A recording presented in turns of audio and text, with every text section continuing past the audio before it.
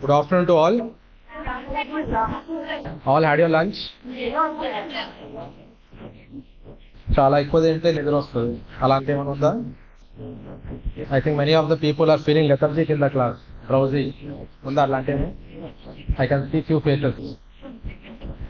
So, to eliminate the drowsiness or to make you active in between us, we have a UPSC ranker, 2014 batch. His name is Viveknanda sir. He is already working in Ministry of Defence as Assistant Director. He is a doctor, not only a doctor, not only a faculty of anthropology, not only a faculty of ethics, etiquette and aptitude, but also he is a good civil servant at human face. He always ready to give service to the students. So right now he will take the orientation class regarding UPSC preparation, how to prepare or how to prepare the notes for UPSC preparation, how to prepare consistently, or how to maintain the routine, how to maintain your timetable, how to start your day, and how he is to prepare for UPSC, how he is to prepare the notes, how he handles prelims, mains and interview. So based on that, he has a session of 1 hour of Viveknanda sir. So in a short period of time, he is rushing back to the campus. Already he is with us. With a short period of time, he will come, he will in between us and he will deliver his message to you. He is a resource person to us. Please avail the benefits of his knowledge as well as his experience, not only in preparation but after coming into services, what are his preparation, what are his experience. So please avail the benefit of it. Okay? Within a short period of time, he will come and address you. Good morning. Just wanted to check you are attentive or not. Very good.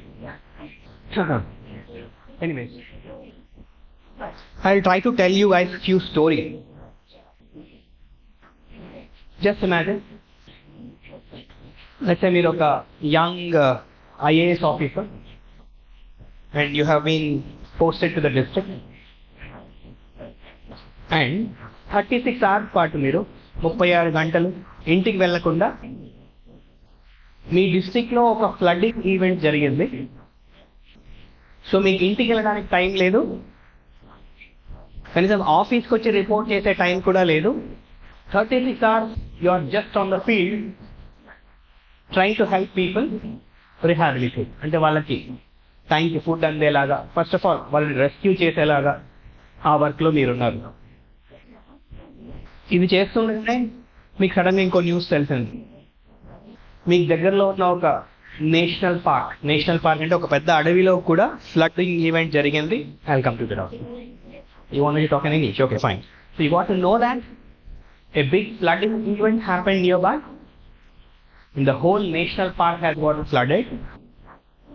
So now you have much bigger task. You thought your work will be finished in a couple of hours, but suddenly you have realized that there is a bigger task ahead. So this 36 hours continued to 48 hours. Then I'll tell you one more story. You are a young IPS officer. Very recently you have joined the service, and on the very third day of your service, you are asked to perform a very complicated mission. As part of this mission, you have to chase a criminal who is into smuggling. That too is not your home state. It is in the border of Kerala and Tamil Nadu, and in the process of this chase, you have missed accident twice. I know a lorry has come to hit your vehicle, and the so-called smugglers are so much sophisticated, they even try to attack you through firearms. This is one story. Imagine yourself in this story. Let me tell you another story. As a young Indian Foreign Service officer, you have accompanied a delegation and you have been to Sharm el-Sheikh, and on behalf of the country, you have read out or you have helped the minister go ahead with the proceedings of the country. We have something called as Panchamrit goals. These are the goals we have kept to keep our environment safe. This is one scenario. I'll tell one more scenario. COVID-19 has struck and you're a young IAS officer. It's a massive responsibility to take care of your district, and your district has a lot of hilly terrain, lot of forests, dense jungles, and it is also Naxal infested. And there is a remote tribal region. The only access to this tribal region is a faint bridge which has collapsed. So along with your team, you have to spend around 8 to 10 hours navigating through dense jungles and rivers and have to reach them with the food supplies. That so-called tribals who are located in the hills, remote hills, which are otherwise inaccessible. So, all the stories which I have narrated till now are the stories of my friends who are IAS and IPS officers. I'll add one more story. You are part of a team which has drafted a policy, and the policy can bring a big change in the way the business is happening in the defense sector of the country. And as a young civil servant, you got this wonderful opportunity to be part of a team to write a policy. The policy can bring a paradigmatic change in the way certain industries are running in the country.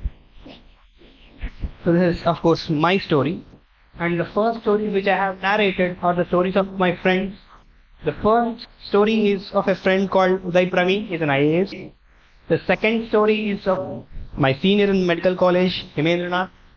The third story is of one of my friend and student, Raghavendra, IPS.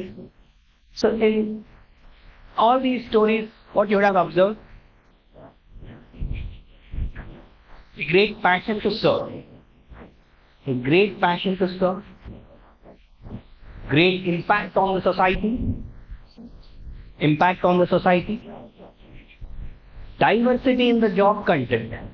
Did you observe that? Diversity. Is it the same boring 9 to 5 thing you are doing here? No, you are on the field, you are on the go. You are doing something substantial, you are doing something productive. Something which can bring change in the lives of the people, many people.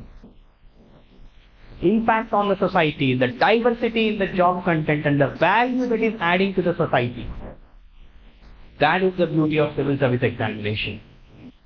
So when I congratulate you, it's not just for the sake of making you feel happy. As I already mentioned, you guys could have taken any other career path. You guys would have gone anywhere, you guys could have been anything, you would have started your own startup, you could have become an entrepreneur, or you could have flight to US, America, ended up as a high-paying corporate professional, have a comfortable family life, everything. But this is not just that. It gives a lot of social prestige, no doubt. You would have already seen the kind of social prestige, the kind of recognition a district collector or a district superintendent of police or a deputy commissioner in an IRS, any other central government officer, the kind of social recognition they enjoy, the kind of social prestige they enjoy. You would have already seen this. And of course, kind of job security associated with it. It also has a lot of job security. These are certain facts, or these are certain reasons why the civil services are considered as one of the coveted job positions in the country. I also would like to add another very important thing to this.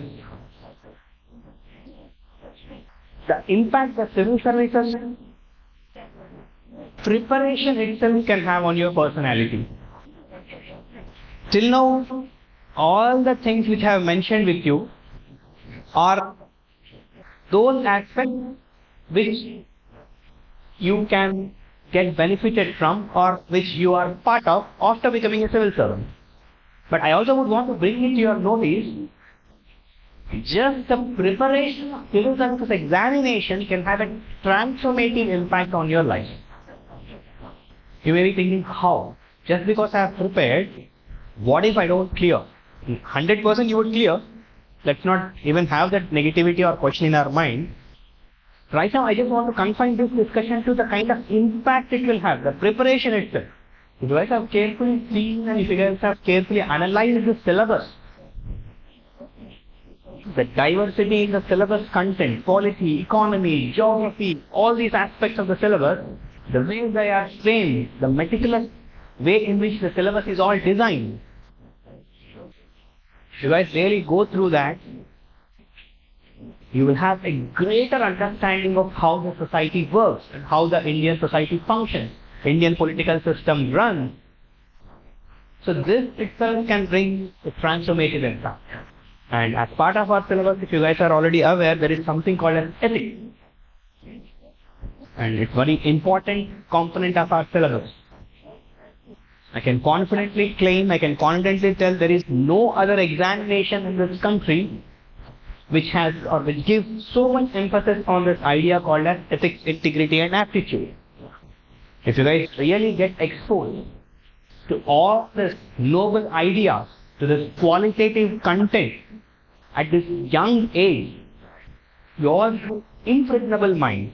The impregnable mind means if good things are told to you, it's highly likely that you would become one. It's also the exposure. You will get the best possible and positive exposure as a matter of fact that you are preparing for civil service examination. So, I'll repeat this statement again. The very idea of preparing for civil services examination can have a fundamentally transformative impact on your life.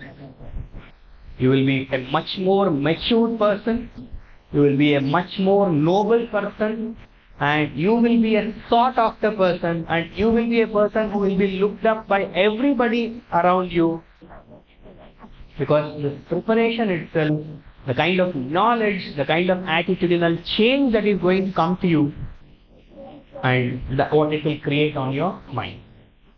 Right? So let me not go on and on and praising so much about the examination, because I know at this age how your mind works. Your mind works in such a way that you also have a lot of questions in your mind, because the age is like that. You guys will not easily trust anyone, and people like me will come and people like me will tell you, but this is the age where you guys would be developing that thinking mind. Thinking mind means you start to think on your own. You want to make independent decisions. You want to make conscious decisions. You want to make purposive decisions. You will not just get carried away by anyone, or most of the times you guys will not even listen to your parents. You want to take a decision on your own. All of you belong to that age. So I respect that. So rather than me going on telling on and on about civil services examination, preparation, or the success stories, or the beauty of this service, at this point of time, I believe what will be more helpful to you is clearing of your apprehensions, or clearing of your doubts, or clearing of your concerns about the examination process, and also if you become a civil servant, the kind of or possible challenges that might come. So I'll give you guys 3 to 4 minutes time. Think calmly, carefully, make a list of all such doubts and pose those questions to me right now. I'll try to share my own insights on that particular aspect. Hope you understood what I'm trying to say. Think. Definitely there might be some concerns, there might be some queries. Yes, just think what they are and get back to me. I'll try to address all those queries, all those concerns right now. Okay? Yes.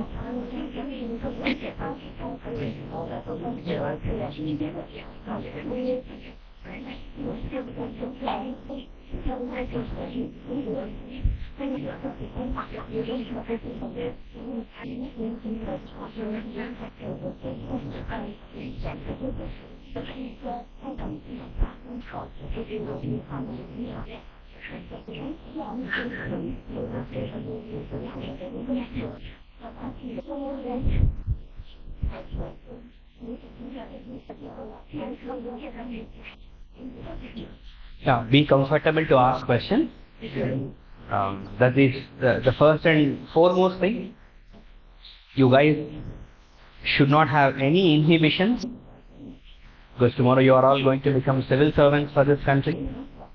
So the first quality is to speak out. Unless you speak out, many a times it will be difficult for you to clear your concerns or to clear your doubts. And that is something very fundamental. There should not be any hesitation in opening up and asking all the doubts. Language does not matter. You can post me questions either in English or Telugu. My whole point is to clear those concerns or clear those doubts for you. Yeah. Any question? From this side?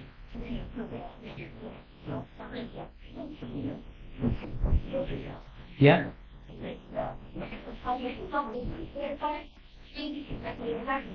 Okay. Number of hours we have to prepare for this examination. That's a very relevant question. First thing first,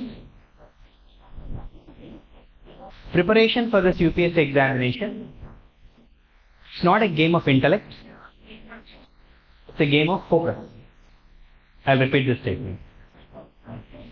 UPSC examination and its preparation is not a game of intellect, it's a game of focus. You may be an IITian, you may be a doctor, or you may be a high-paying corporate professional, or you may be a chartered accountant who has completed your examination the very first attempt. Still, UPSC will not guarantee you success if you are not focused. It's a sure game of focus.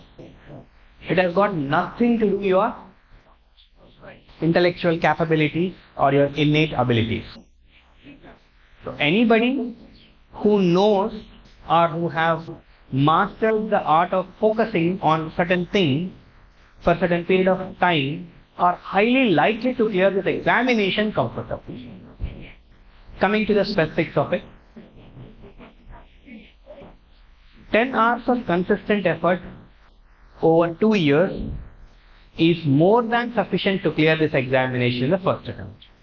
I'll repeat again. 10 hours of consistent effort on daily basis for a span of 2 years is sufficient to clear this examination comfortably. Now, I all know that most of you are either aspiring to be part of Inter Plus IAS program or and also degree. I have both students here. Yeah, degree plus IAS program. Just imagine if you are part of this degree with IAS program, you have 3 years of time with you. 3 years is a big thing. If you are really focused in your classes, diligently and systematically take down notes of every single session you have attended here, effectively revise that notes as many times as possible, and it's highly possible that you guys can become IAS at the age of 21, 22. In fact, I say that you are all a privileged lot. Not every parent can afford degree with IAS. Let's be frank and honest, isn't it? These courses are little expensive. Not expensive, but of course, when compared to other courses now, everywhere education has become so much a business, so everything has become very expensive. But you have that privilege. Your parents are willing to pay this fee and they are willing to join you here. So it's a wonderful opportunity for you. 3 years of 10 hours of consistent effort, as I already mentioned, is not only fundamentally transformative in its impact, can ensure that you become IAS at the age of 21, 22. So you have a long career, long and successful career where you can do anything you want with the society. That's the beauty of this degree with IAS program. Or inter with IAS is even more impactful. 5 years of committed and dedicated preparation for one single examination. Are you understanding? The problem is students generally can't remain focused for that long. If you see all these students who are clearing examination the first attempt or just second attempt, and that too in a comfortable rank, 100 rank at the age of 21, most of them are generally, I'm not saying 100% of them, these are the ones who have started their preparation from the degree level itself. And on top of that, you guys are not only starting your preparation, but you have joined a dedicated course wherein they are teaching you degree with IAS orientation at the age of 18 years. So it's a kind of blessing for you. Only thing you guys have to do is not to get distracted and remaining focused. If you just maintain that focus for 3 years, the outcomes are going to be fantastic and fundamentally transformative, as I've already mentioned. So, to summarize the argument, 10 hours of consistent efforts for 2 years is generally successful to clear this examination. As you guys have the opportunity to give it for 3 years, there is absolutely nothing if you guys really put that effort for 3 years. You can easily clear this examination in the very first attempt. So that's the idea. Any other questions? Any other concerns or query? You can ask me about even, some students also have these, because whenever I attend these kind of sessions, students ask even certain curious questions like, sir, we keep seeing in the newspapers that it is the politicians that will control civil servant, and a civil servant has nothing much to do and he has to pay heed to whatever a politician. Have you heard all these things? Generally, this is some kind of negativity that is often created to discourage students to aspire for civil service examination.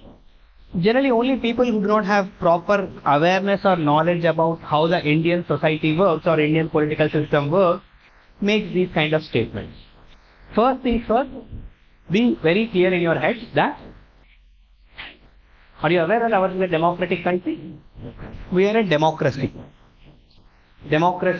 In a democracy, what will happen? Every 5 years, we will go for an election and we will elect. Who will be elected in this election? A politician. A politician will be elected by people. You are aspiring to be civil servant. Is a civil servant elected or selected? Selected, based on the merit. The whole point of creation of the civil services examination is to work alongside a politician in doing public service. He is also a public servant like you, but he is directly elected by people. So on any given day, the politician is placed a pedestal higher than a civil servant. Having said this, coming to the point that can a politician manipulate or influence or coerce a civil servant to do things which he does not do? No.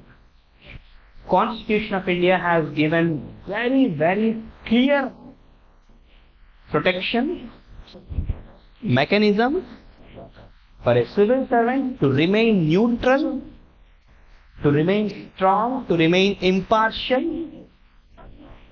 There is nothing a politician can do to compel a civil servant to do something which he does not want to do if he thinks it is wrong.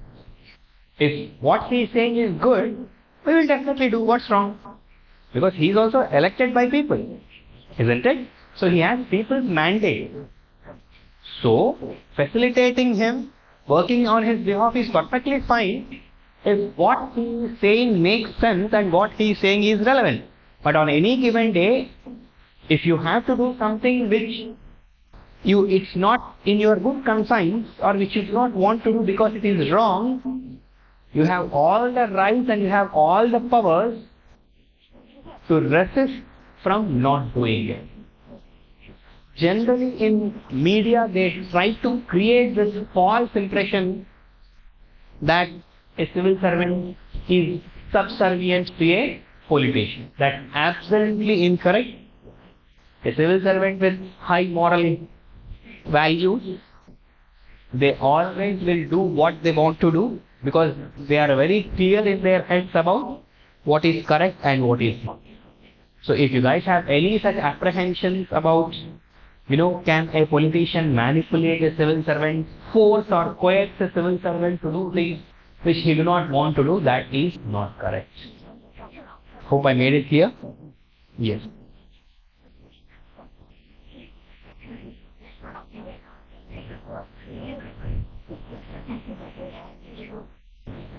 No doubt. That's really nice. You guys know everything. Are you aware of the process of the examination? Because as part of the break course, tell me. What kind of strategy you have to adopt during your preparation over the next 3 years?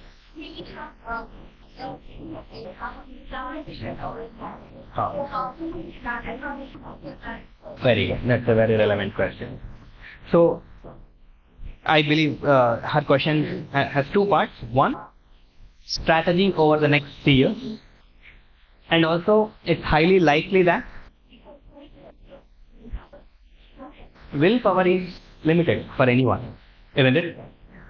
Let's say you may have started your day with the highest level of motivation. But what will happen by the end of the day? The motivation levels will come down. It's human. Not possible for everyone to maintain the highest level of motivation all the time, unless they have some mental illness. For humans, it's normal to lose motivation or to slightly deviate from the track. So this happens. It's very normal. Even it happens to the most successful people on the planet. And that can happen with us also. So first I'll answer the first question, then I'll come to the second one. My strategy, especially to the students who are preparing both for Inter plus IAS or degree with IAS, because I've been interacting with them for the last 5-6 years, with that I can tell is, don't do so many things. Make it simple. The simpler the things are, easier to replicate. So you may be thinking, what is that simple thing? Simple thing is attending every single class, not missing out on any class, carefully taking down notes in every class, and revising that notes in the class. And strongly resist that urge to read random materials or random sources or random textbooks unless you are specifically asked to do so by your faculty.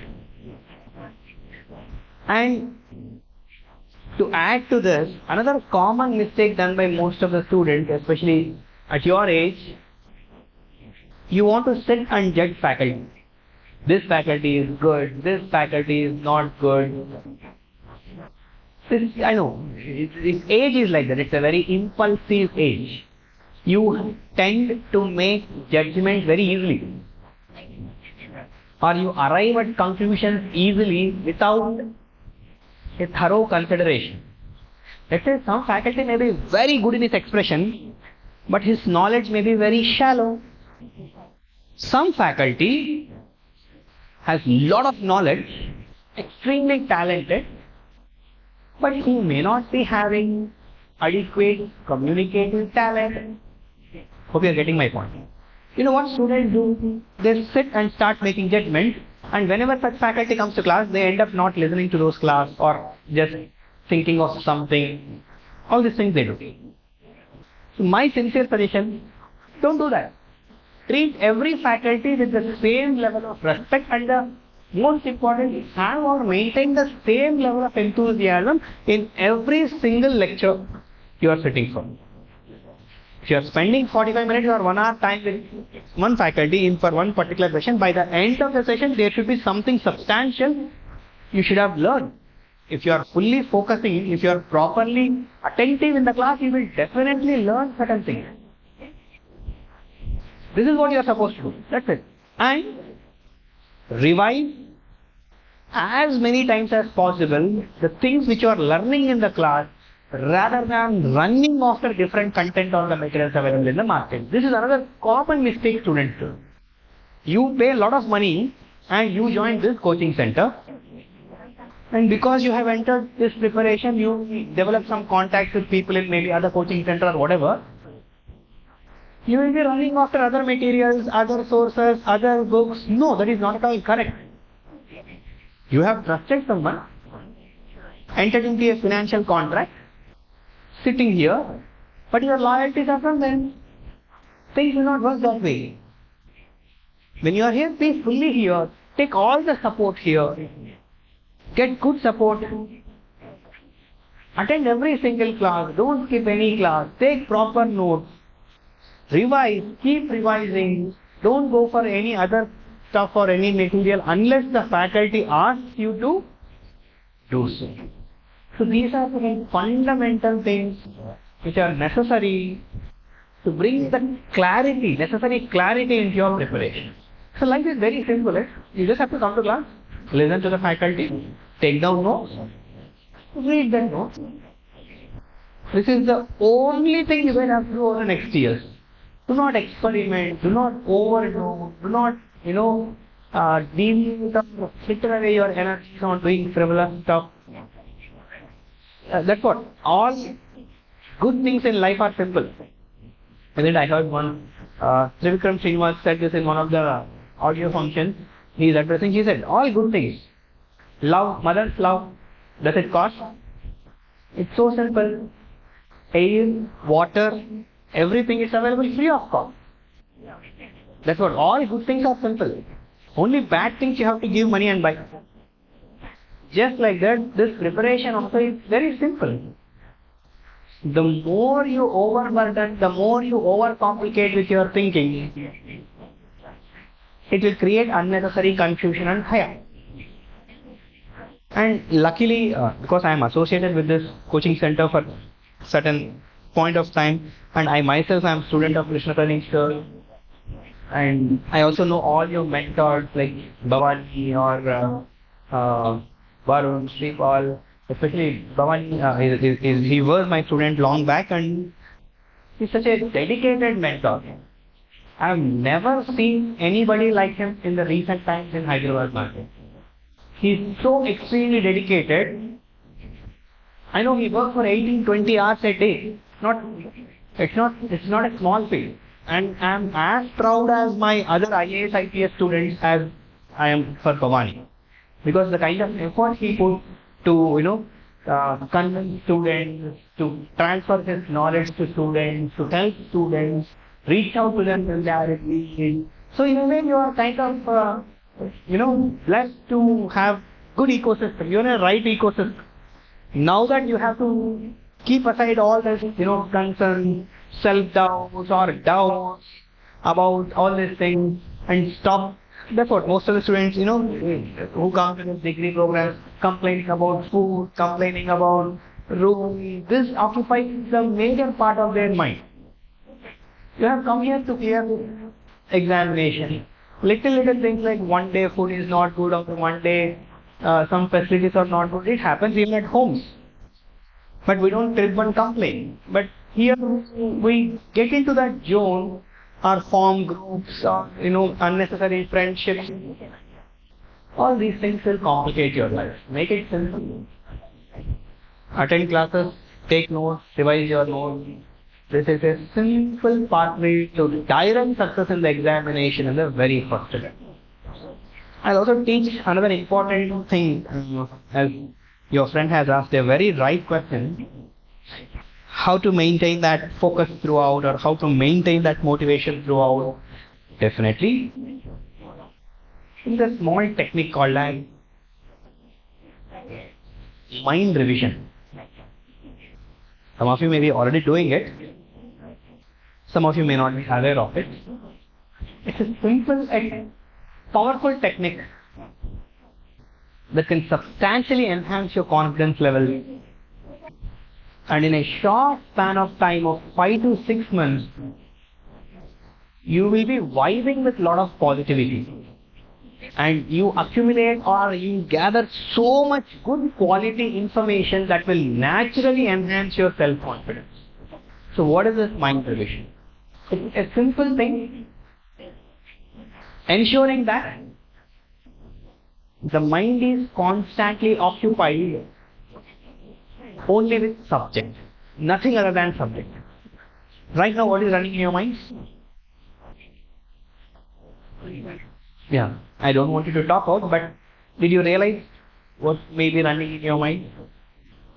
When this class will end, or today we are already, this is post-lunch session, I'm feeling drowsy. He is coming here and motivating us, or trying to motivate us in the post-lunch session. Anything may be running, or is civil services my cup of tea? Why am I here? Is my decision right? Or I think today there are new movie releases. Maybe some of you are planning for the evening movie, whatever. Generally, the mind is occupied with all this crap. Generally, not everyone. But anyone who knows how to take their mind, keep it in their control, these are the ones who can achieve anything in their life. I've read in one of the books, I don't remember the name of the book exactly.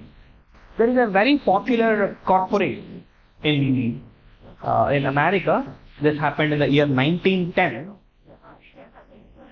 And he is so rich that the company's budget is bigger than the budgets of some of the countries. One single company had accumulated so much revenue, making so much profit, that the company is bigger than the budgets of some of the countries. Just imagine. Then the officers, revenue officers got curious. They want to investigate him. They called for investigation. And they openly challenged him. How can you make so much money? And he gave them a reverse challenge. Does any one of you here sitting can focus for 5 minutes thinking about one single aspect, not diverting your attention? This is the challenge he gave to those officers. Not even a single person could do that. He said, I can focus on one single idea for 5 minutes without deviating my thinking on it. He said, this is the reason for all my success. Look, the authenticity of the audacity with which he made this claim. I can focus on something without diverting my mind for 5 minutes, and that is the reason for all my success in the life.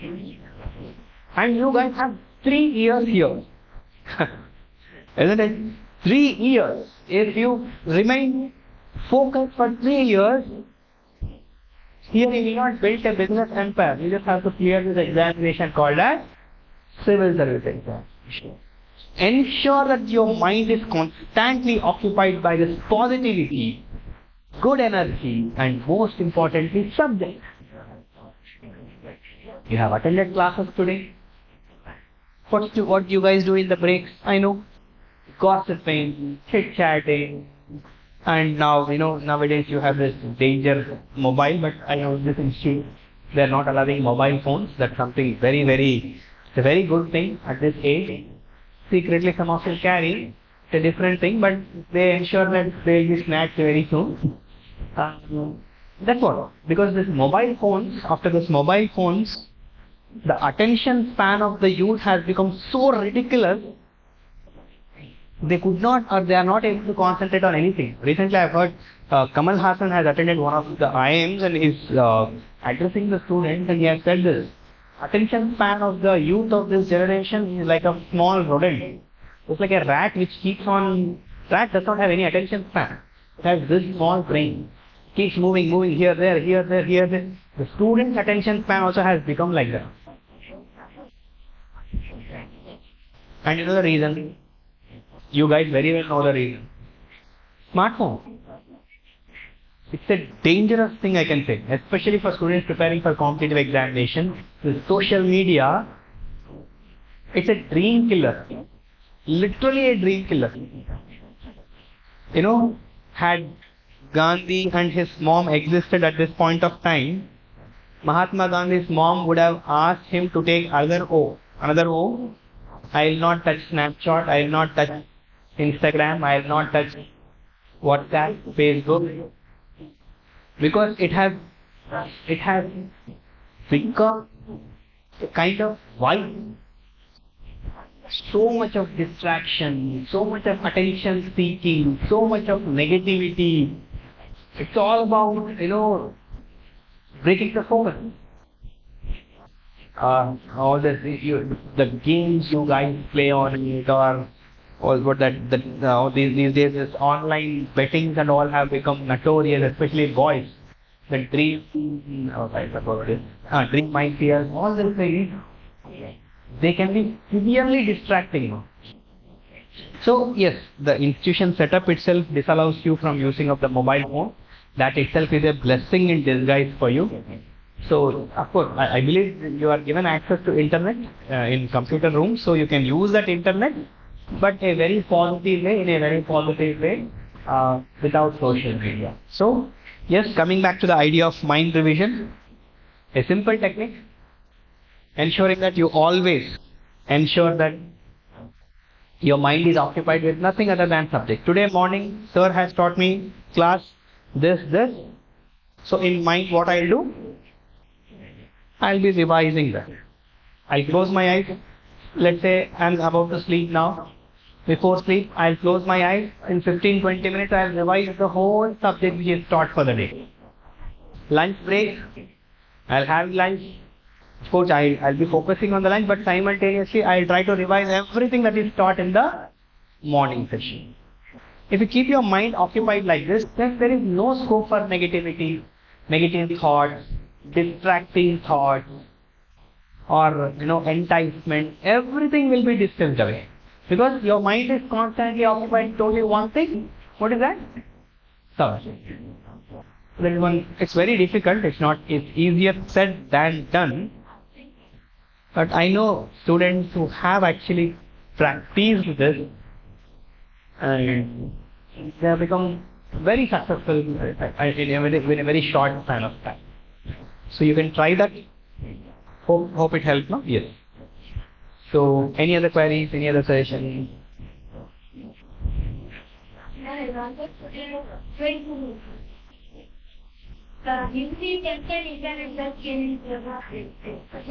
So, interested in 25 schools, all students are preparation. So,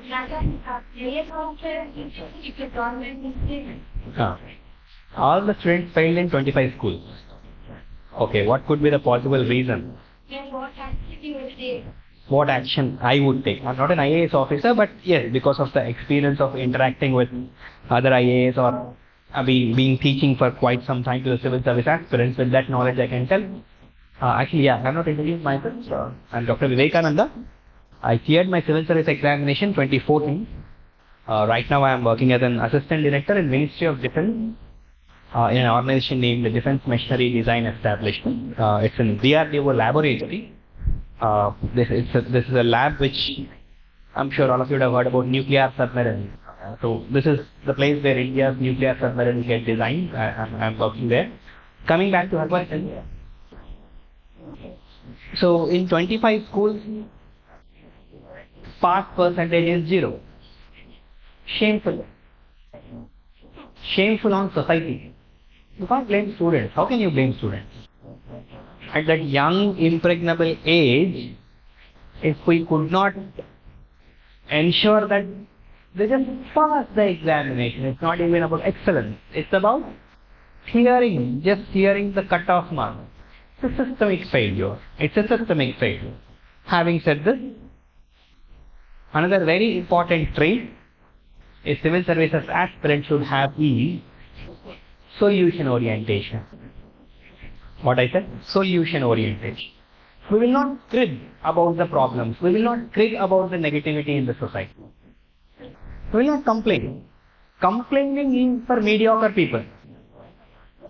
Complaining or brooding about negativity or cursing the society, this is like that. No, you guys are tomorrow going to be in a position wherein you are the solution. You implement the solution. You devise the solution. So one very important aspect which you guys have to inculcate or cultivate from the very beginning days of your preparation is the solution orientation. Don't complain. Hyderabad, lot of traffic. Okay, what's your solution? Never ever think that at this age can I think of solutions. No, at the age of 21, 22, there are many students who have built, many people have built big startups. There are many students who have become civil servants. In a span of other 3 years, you guys are going to be civil servants. So that will not happen overnight. You have to cultivate that mindset from now. Start thinking of solutions. Okay, my area has a lot of traffic. My area, solid waste management or sewage management is not good. My area, all these problems exist. What is my solution to this? Within my limited knowledge, what I can do? As your knowledge gradually increases, you will come up, or you will be in a position to come up with more durable and qualitative solutions. But within your own limited awareness, within your own limited experience, you must constantly think about what? Solutions. Don't think about negativity or don't think about why this happened. You are not going to become activists. You are going to become executives. You are going to execute an action. So come out of that activist role and start thinking or start working like an executor. Coming to her specific question, what could be done? What could be done for improving education? See, for any education, certain things have to be taken care of. Like equity, accessibility, availability, choice, all these things. And of course, quality. First things first, we have to ensure that a proper infrastructure has to be put in place. There should be brick and mortar. There should be a classroom, basic infrastructure. If there is no basic infrastructure, no proper classroom, then neither students have motivation nor faculties or teachers will have motivation to come. Once this is taken care, students should be given good reading material. Students should be given, textbooks, reading materials and uniforms. And obviously in such schools where all the students might have failed, the reasons will be more than academics. Maybe the parents, their socio-economic background, they would be coming from a poor socio-economic background. Many of the students can't even afford meal, 3 days meal. You guys are all affluent section wherein you can't even think of such problems. But still there are many students who can't even have a proper meal for 3 days. So you can think about something productive, or you can think only when you eat food, right? If you are hungry with a hungry mind, in that mindset, what can you think? There is nothing you can think. So maybe a good implementation of midday meal scheme or any nutrition scheme so that the children are fed on time or children are fed sufficient amount of food, sufficient quality of food. And generally, in children belong to low socio-economic background, health issues are also very common. So because of health issues also, their attendance would be compromised. So their health care also has to be ensured properly. And in some places, there is also demand for child labor. Parents won't even send their children to school because they think their child has one labor as an extra source of income. So they prefer to take the child along with them. So we have to see whether the place has any child labor issues. In some places, especially in Telangana, the problem of child marriages is very common.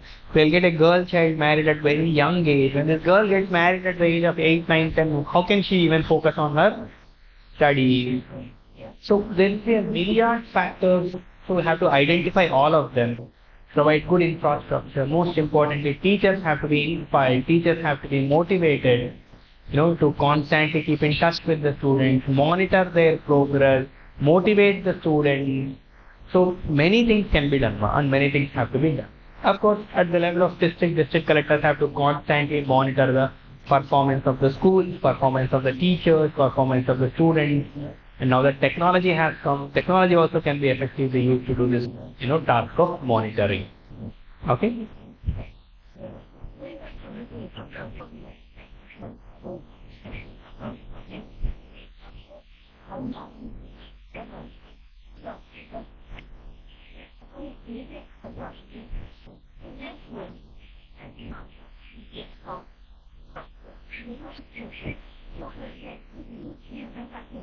Any questions? Yeah, tell me. Can you be a little loud? I can't.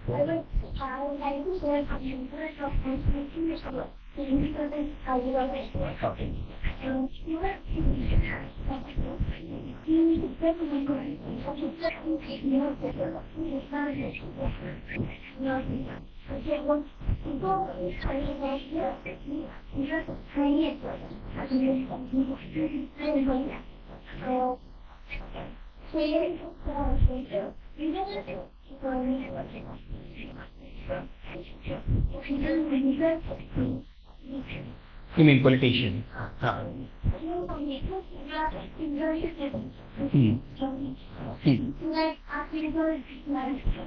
I understood. Yeah. Anything else? That's the point you are trying to make. I totally agree with you. Her argument is we are becoming civil servants. We are being selected.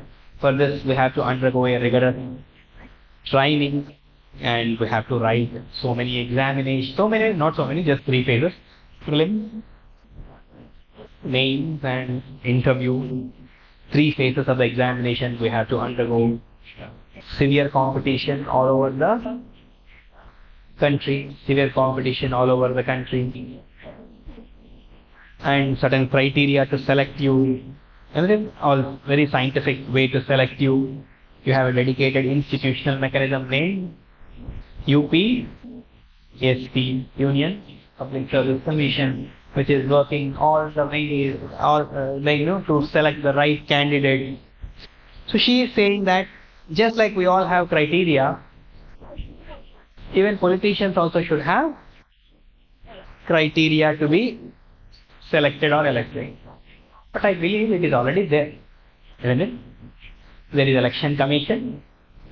It is setting certain rules. It is certain, especially if somebody is a criminal or if he is in the jail for a period more than I think 2 years, then he cannot contest in the election. So in this way, yes, we have certain laws, certain rules, an institutional mechanism in the form of election commission. So it is in certain way, to some extent, I won't say to the full extent, but to some extent, ensuring that the best of the people have to come to or becoming the politicians. But unfortunately, what is happening is, in the society currently, it is not the abilities of a politician, but the winnability of the politician has become a criteria by the political parties when it comes to selection of the candidate. A political party picks a candidate not because of his abilities or capabilities. They generally pick a candidate who has the high chances of winning. Who may have the high chances of winning? Maybe an individual from a dominant caste who is rich, who can afford to distribute money, maybe an industrialist, or maybe a local educationist who may have earned a lot of money by doing education as a business. So money power and muscle power has become more of a criteria by the political parties when it comes to picking the candidates to field for contesting in elections. It's a very unfortunate trend, And this is a reality which is happening in the society. So, but here there is again a problem. What is a quality, most important quality a politician should have? Service orientation or service mindset. How can I measure anybody's service mindset? Is there any metric? Whether this guy has service motivation or not, is there anything like a thermometer or anything like? There is no way we can tell whether this guy is service oriented or not. Whether this guy has motivation to do service or not. We have to believe in his word. Whatever he says, we should think that he'll do it. After getting power, whether he'll do or not do is beyond our hands. This is the source of all problems. And again, let's say somebody is an IIT IIM grad and also cleared IAS examination and becomes a politician. Let's imagine. Is it an assurance that he can give his best possible service? Maybe no. Maybe somebody has just passed class 10 but has that intent or extreme level of motivation to serve people. They may serve more.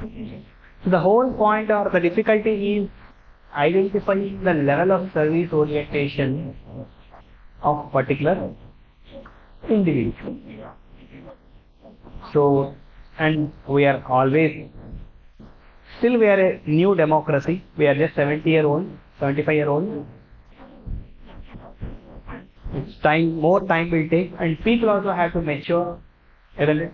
Even today people vote based on caste affiliations, religious affiliations, isn't it? Even today, majority of the people in the cities also, not just rural areas, they vote for their fellow castemen.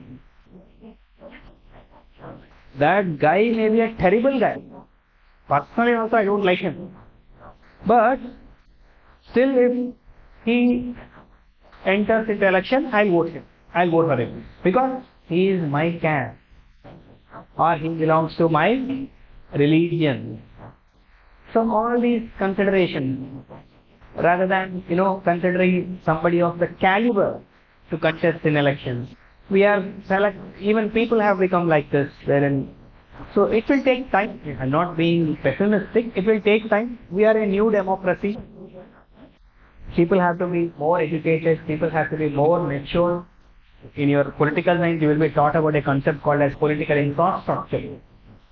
So we have to build that political infrastructure in such a way that people will take a conscious decision on whom to select and whom not to select in the election process. Till that point, we just have to wait and see. And some of you would have already got a right to vote. At least you should have that sense of whom to elect and whom not to elect.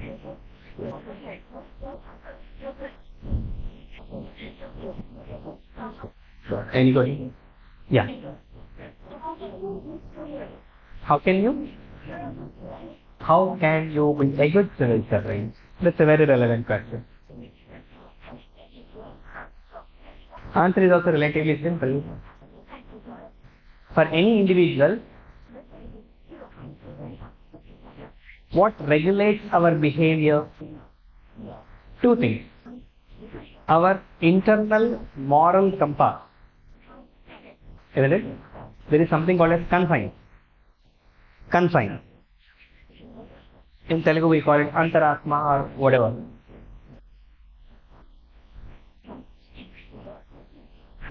Let's say your conscience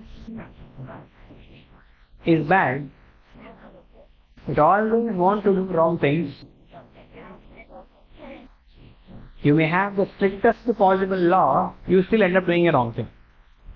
Isn't it? So first things first, for us to be a good civil servant, our conscience has to be very clear. The next question that might be coming to your minds is, how do I cultivate a good conscience?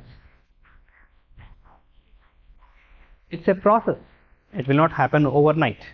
Some of you may be inherently good, but it's not just about good. You have to have a strong conscience. You have to build it by reading good books, talking to right people, interacting with the right mentors, rubbing shoulders with the right people,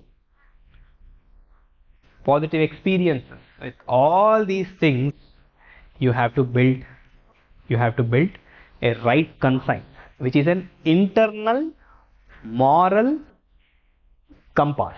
Where it is located? In your mind, not any external.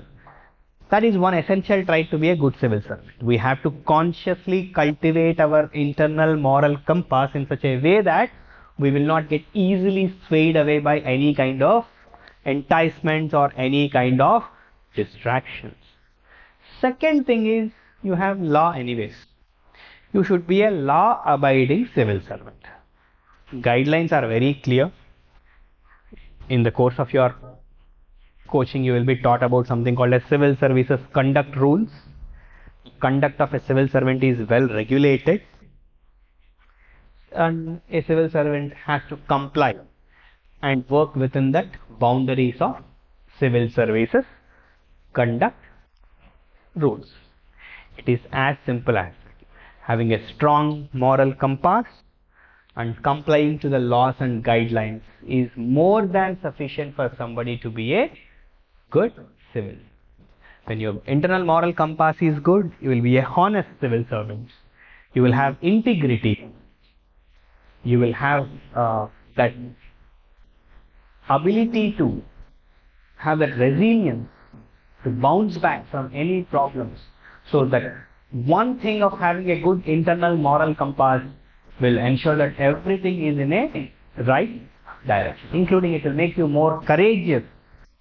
It will bring that necessary bravery in you to take a decision. That devotion to duty, that diligence, everything will come from internal moral compass. Okay? Yes. So what did I say? Two sources. One internal, other external. Yes. Yes.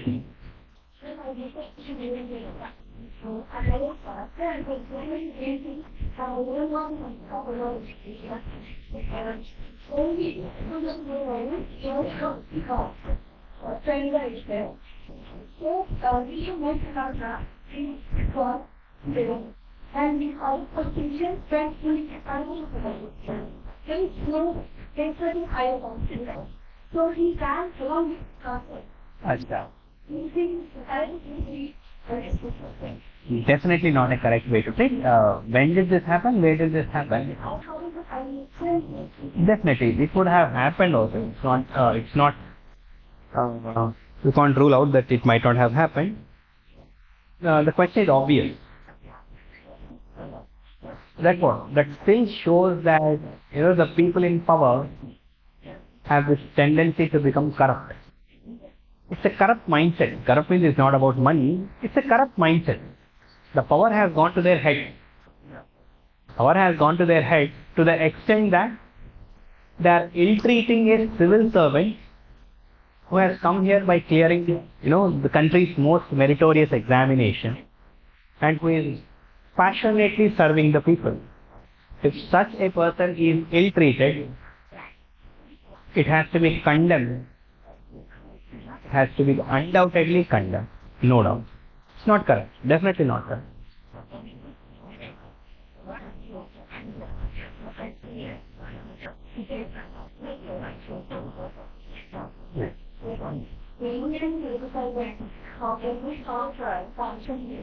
Corruption. Yeah, okay.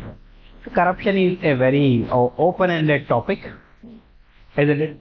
One corruption which we all talk about is corruption in government offices, isn't it? Whenever you have to get your things done, you have to pay somebody a bribe. That is only a small part of the actual corruption. We are suffering as a society from something bigger, moral corruption. So what do I mean when I say moral corruption? This so-called corrupt civil servants, they are also part of society, right? Did they drop down from heaven? They are part of the same society in which we are. They have become corrupt. Means if there are corrupt civil servants, there are corrupt people. Isn't it? Because these are in the limelight, these are known to more people, we pinpoint fingers at them. But fundamentally the entire society has largely become corrupt. Reasons could be many. One reason I'll talk about, greed. In society, who will be respected more? People with more money, big house, more number of cars, more number of people to assist them. These are the people who enjoy respect in the society. He may be a terrible person, but if you get to know that he has all these things, money, power, wealth, people are automatically respect him. It's very wrong way fundamentally. Which means the intrinsic worth of the individual is not respected here in the society currently. We all respect people by their money, by their wealth, by their power, by their status, by their stature. The problem is with us. Everybody is running after money. Everybody is becoming increasingly greedy. And it's all about consumerism. Whoever consumes the most is respected the most. Consumes the most means more cloth, more cars, big house, more respect. More traveling to exotic places will be respected more. So the corruption is very fundamental.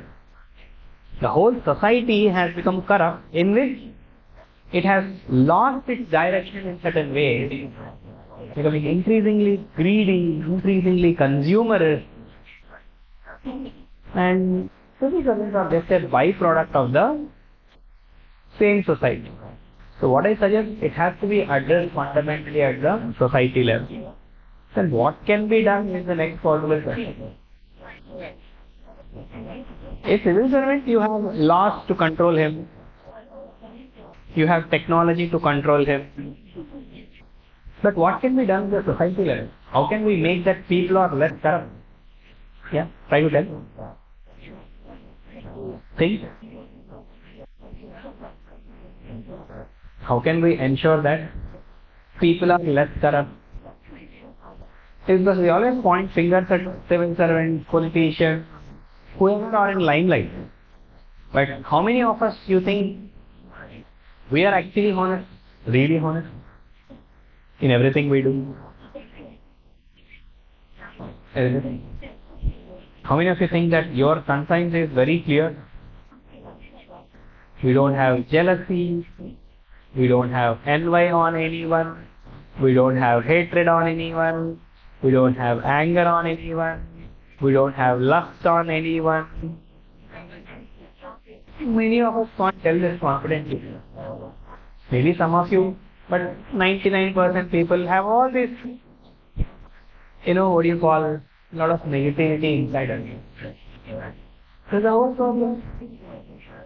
And how to address this? There is no one single way to address this, isn't it? There is no one single way to address this. Means it's easy to tell, don't run after money. But at the end of the day, people are doing the same thing, running after money. So it's a very big topic. But I'll tell one solution. One possible solution could be, that spirituality is coming down to this. Spirituality. What is spirituality? Spirituality is not coconut, agarbatti, visiting temple, big. That is not spirituality.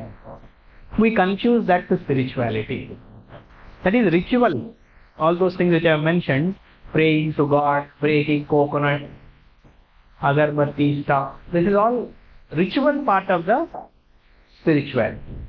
Real spirituality or real religion is nothing but a high-end ethical system. All religions are nothing but high-end ethical system. There are many good things in all the religions. But we have ignored that good things in the religion and we are running after the rituals. So one simple thing that can be done is taking spirituality more seriously. You may be a Hindu, you may be a Christian, you may be a Islam, you may belong to Jainism, you may belong to whatever religion. That simple thing of, believing in spirituality or something like that can humble you, can make you less greedy, can make you, more connected to nature. There are many solutions, but this is one simple and easily attainable solution because we are largely a spiritual society or largely a spiritual country. But this is open to discussion. You also guys try to think, how can I make the society less corrupt? Rather than thinking, how can I make civil servants less corrupt? That's easy. That can be done. But what is difficult is making the entire society less corrupt is more challenging. Okay?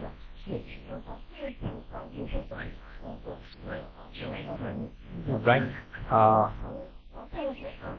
No questions for this time? Okay. So I hope I have cleared at least some of your concerns or some of your doubts. And as part of this break course program, yeah, you have questions. Very, very? Is it? Is it lengthy? Who told you? Huh? It's not lengthy. You can prepare, nothing wrong. Anything to memorize is good. You can prepare mnemonics, you can create stories, you can create all this, perfectly fine. You have to do it also, many people do it. But take off from your mind that UPSC preparation, UPSC syllabus is not that way. You have 3 whole years. You can read entire syllabus 10 times if you properly focus. Yes, ma'am. Take off from your mind if you have anywhere this thing that UPSC syllabus is not lengthy. I did my MBBS. When compared to my MBBS syllabus, what we read as part of UPSC examination is only 1/5. 1/5 or 1/6 or it will be even lesser. So take off that inhibition from your mind. Does not have actually so much syllabus. And the beauty of the UPSC preparation is it's very dynamic. Subject keeps on evolving and you will never lose interest. New things keep getting added and that feeling of improvement you can see on daily basis. So you will never get bored. That's the beauty of this preparation. Okay? Yes.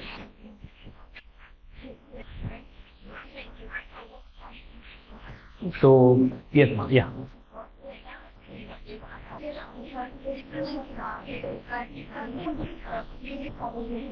Sorry, I cannot hear you. Can you be a little more louder, ma'am? Ah.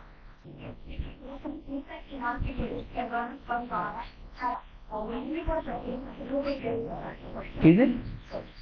Secretariat. Ah. Ah.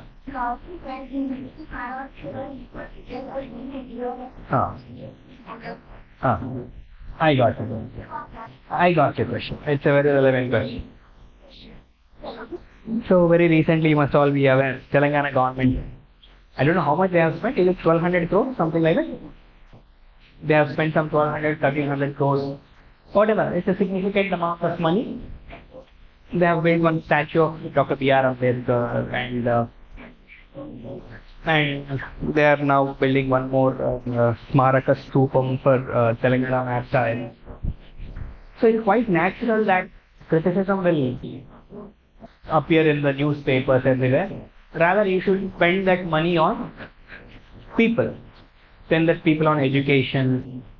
So whenever these kind of questions come to your mind, or whenever you get these kind of dilemmas, the first thing a civil service aspirant has to do is go to facts.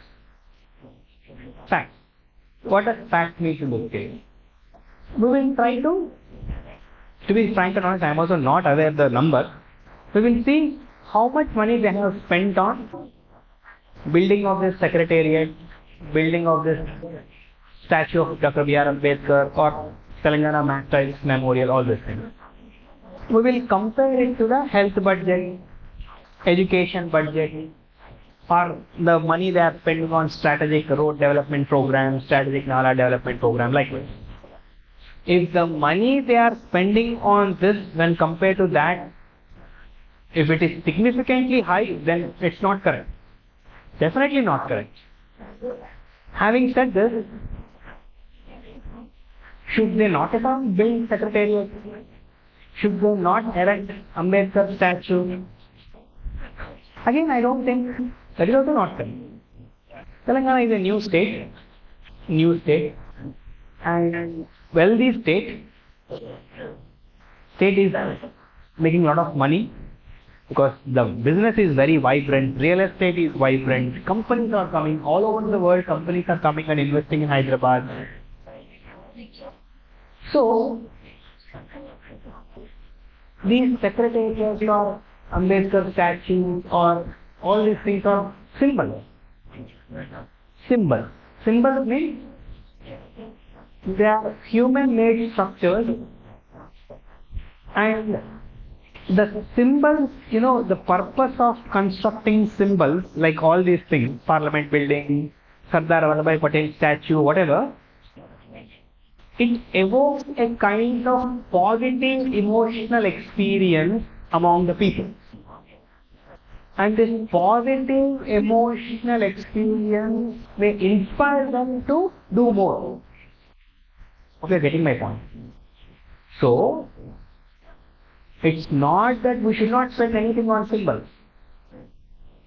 Let's say, if we complain that Shah Jahan should not have spent on Taj Mahal, then maybe we may not have Taj Mahal to show to the world.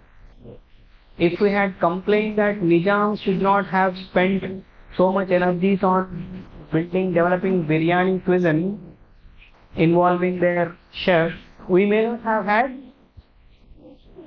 tasty Hyderabadi dum biryani. We may not have had Charminar. We may not have had. So certain symbols are okay. As long as the money to build these symbols is not seriously suffocating people, and the symbols also make a lot of business, isn't it? Now, because I stay very close to, I stay in Somajiguda, it's very close to that place. Now the place is vibrant with a lot of activity. Tourists have started coming up. Many tourists have started coming up, and local tourist packages have now become more active. Because of that, some people are getting business. People have criticized the government of India for building this Sardar Vallabhbhai Patel statue.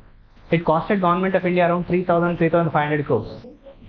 But in 3 years, they made that business by building resorts, hotels, restaurants in that area, making it as a tourist destination. They made that money in 3 years. So, the decision should be based on fact. If factually the number is very high, it has to be definitely not encouraged. But if the numbers are okay, not very much bothersome, not depriving anybody significantly, it is okay to have symbols. Because state also has the responsibility to create symbols, to leave the legacy and inspire the posterity about what has happened in the past. So it should be a balanced viewpoint, that I believe is a balanced viewpoint on. Yes.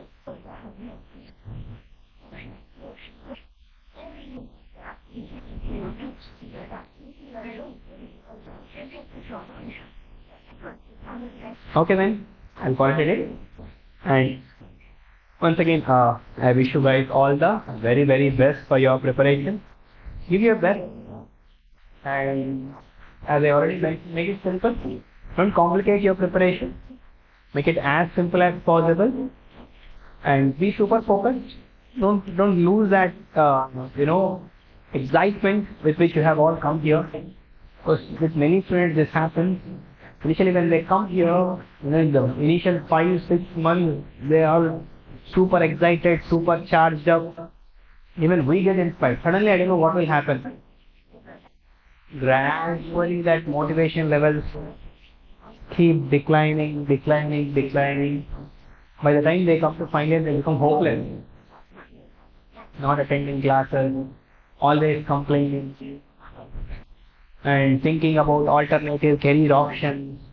I want to do journalism. If you want to do journalism, you should have done degrees elsewhere and should not have wasted your parents' money thinking about second career. At this very young age, it is a crime if you have plan B. Plan B should be for somebody in their mid-30s. You are damn 16, 17, 18-year-olds. You should not have a plan B. You should have a monomaniacal obsession towards only one goal. So you just get it, move out. Don't have plan B. Don't think about other examinations, all those things. It is like this. During my intermediate time, that guy he is an IIT. He's preparing for IIT. He never prepared for MSET. I think those days, first MSET exam will happen, later IIT exam will happen. So warden forced him to go and write MSET. He said, I don't want to go, I want to sleep. They got 4th rank. Because he has prepared for IIT, so he got 4th rank in MSET. He has never prepared. He has not prepared even for a single day for MSET. Because he has trained his mind to the level of IIT, this simpler exam has become like a cakewalk for him. In IIT he got 200 odd rank. During my days 200 is a very good rank. So he ended up in IIT Bombay. It's like that. So if you have that, thinking of, if not UPSC, I will get group, or I'll think about RBI grade, whatever nonsense. I don't even remember the name. You have come here for UPSC. You should only think about UPSC. Plan B is for people who are in mid-35, mid-30s. You are not in your mid-30s. Okay? You are still young, vibrant. Don't lose that focus at any cost. Right? All the very best. Take care.